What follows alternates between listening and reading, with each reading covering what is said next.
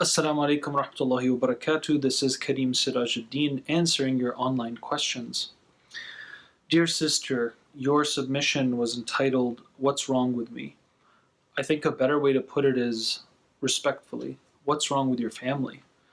SubhanAllah, I mean, you have gone through a very treacherous journey, you and your siblings. And the abuse, the abandonment, attachment, and loss issues. These are things that you can't simply pray away, so to speak. Um, the fact that you are now holding it all together for you and your siblings in Texas after everything you've gone through over the last decade or so, I think that, if anything, says there is a lot that's right about you. MashaAllah.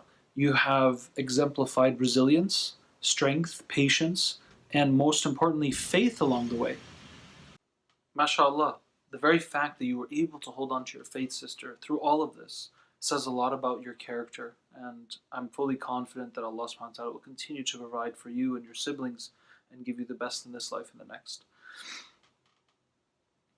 My four main points of feedback or tips for you is number one, many people would have abandoned Allah subhanahu wa ta'ala as a result of this experience, and you didn't. And that is a sign of your true tawakkul and patience with Allah subhanahu wa ta'ala. I just simply I'm very affected by what happened, your story. And I'm really sorry that's the experiences you had. Number two, of course you're going to have trust issues, as you even say. I know this. Of course I do, and you can't rebuild trust with the same things happening over and over again. So if every time you're trying to be vulnerable or give some of these brothers a chance, and they keep undermining you or telling you that you find out they have alternative motives and they just want to use you for something else, of course you're not going to build trust. But I also want to bring your attention to the fact that in your submission, you mentioned that you keep trying to talk to men from Pakistan, and specifically men that don't live here. They live in Pakistan. So my advice is maybe you should change the pond that you're fishing in. Especially, I was actually surprised that you would still even consider marrying a Pakistani after what happened with your dad, after what happened with your uncle. I mean, it just seems quite shocking, to be honest. Now, on the one hand, sometimes because we have such a void or an unhealthy experience with a person from a particular background, there's a part of us that almost believes that if I can somehow make a relationship work with a Pakistani man, in your case, that you'll somehow be compensating all these emotional wounds and voids that you had from your father and uncle and so on and so forth. That's one theory. The other perspective is, maybe there's a part of you that feels like if I marry a Pakistani man and I'm really empowered by, who I am in the marriage, I will almost be able to get over some of my past trauma simply by being married to someone that reminds me of all of these things and having a healthy version of that relationship. And this will help kind of demystify all of the trauma that you've had. But my humble suggestion is I think you should expand your radius when it comes to what kind of men you're speaking to. I would strongly encourage avoiding any courtship process with men that don't live in the United States, because unfortunately there is a high percentage of men that live outside who are simply looking for, as you described it, a ticket to America.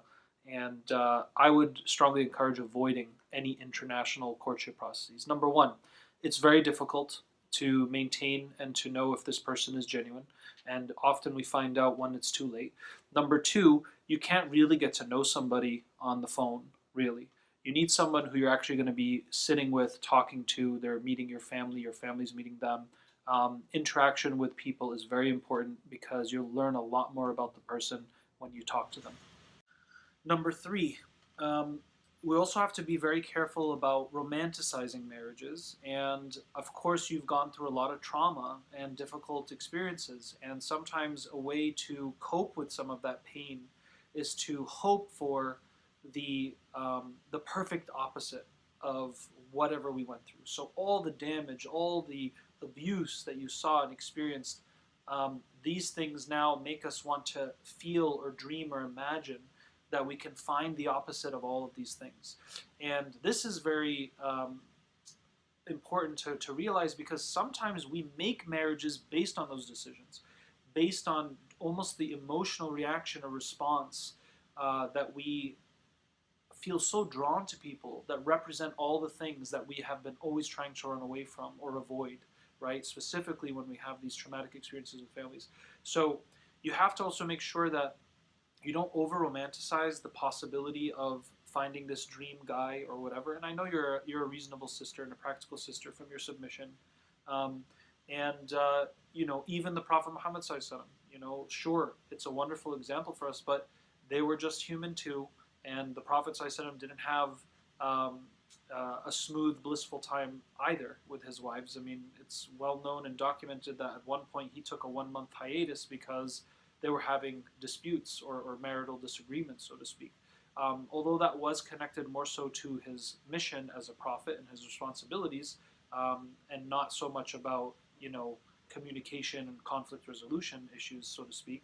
But the reality is, no marriage is perfect. Nobody's going to be perfect out there.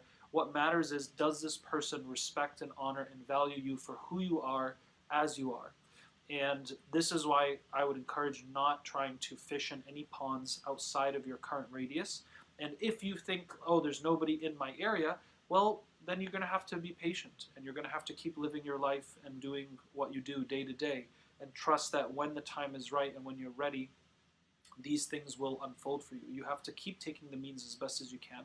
And sure, keep using online marriage sites to help you, but make sure that you focus only on your radius first and foremost, and then you can expand to the surrounding states and so on and so forth. But you got to keep it local, in my opinion. That's just my opinion. My last piece of advice is that I would strongly encourage you go see a trauma therapist. That's the only way you're really going to work through the past wounds and trauma. There is no quick fix for these things, okay? Bottom line, people heal. You don't fix people, you fix objects like computers and cars, but people heal. So there's a continuum of growth and healing and progress that occurs in a therapeutic process. So if you really want to work through your deeper issues, and some of it you probably aren't even aware of how much it's impacting you, you have to go see a specialist who can help you with these things. That's the only way. There's no other magical quick fix solutions. You can't just pray it away. We're talking about the human condition here, which has multiple levels and triggers which occur biologically, emotionally, psychologically, and of course spiritually as well. So I would certainly do that as soon as possible. And that is the thing that you need to focus on right now, not getting married. You need to focus on finishing school, taking care of your family, being successful at your job, and getting the personal healing that you need. And I would encourage your siblings to do it at some point as well when it's feasible. Because if you don't work out all that unprocessed trauma, it will come out and resurface in the future, whether it's with professional or romantic relationships. So this is something very serious, and you don't want to ignore that or assume that now that, alhamdulillah, you have your life together and mashallah you're very functioning, and again, this is a sign of your resilience and strength, which I commend, but that doesn't always last forever. It could just take one other incident or a few more, and before you know it, the avalanche of pain and wounds comes back through you. So I would encourage to make sure you go get the proper clinical treatment that you need. I hope this was helpful. Thank you for submitting your question, and may Allah subhanahu wa ta'ala bless you and your siblings and give you the best in this life and the next, sister. I really feel for you, and again, I'm sorry that this was your experience, but subhanallah, evil exists in the world so that we, those who want to strive for good, learn and recognize, and for those of us that have gone through evil itself, we've tasted it, and we know why Allah subhanahu wa ta'ala is displeased by evil acts and evil behaviors, because it causes so much harm. So this is also a reminder for all of us that when evil emerges or we've experienced it in our life, it is now part of our duty to bring good to the world and to do everything we can to avoid that type of evil ever happening again in our own lives first and foremost, and if we can, helping others achieve the same. So may Allah subhanahu wa ta'ala continue to increase you, and thanks for watching. Jazakallah khair. Assalamu alaikum wa rahmatullahi wa barakatuh.